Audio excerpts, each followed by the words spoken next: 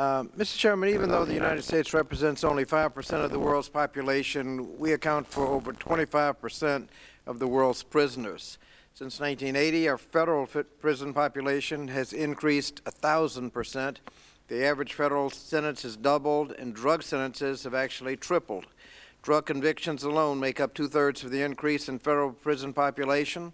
The so-called war on drugs has been waged almost exclusively in poor communities of color, even though data shows that minorities are no more likely to use or sell illegal drugs or commit crime.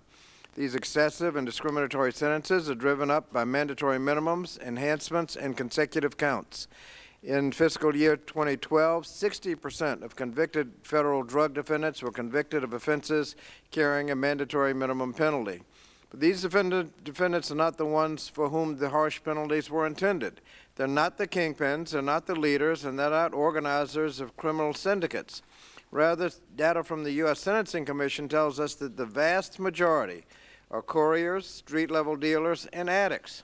More than half of them have the lowest criminal history category, and as a result, 93% of federal inmates are nonviolent offenders.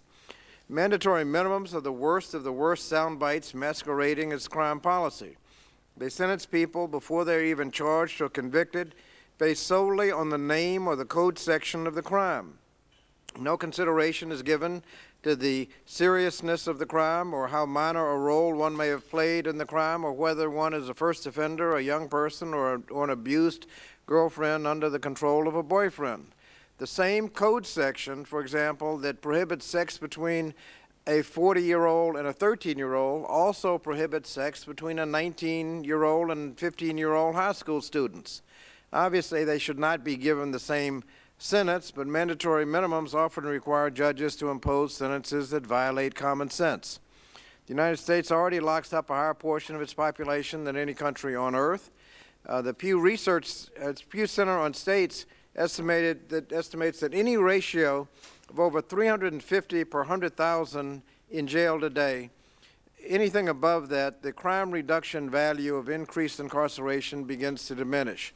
They also tell us that any ratio above 500 becomes actually counterproductive, that you've got so many people locked up that you're actually adding to crime rather than diminishing crime because you've messed up so many families, you've wasted so much money, you've got so many felons wandering around that can't find jobs that you're actually adding to crime.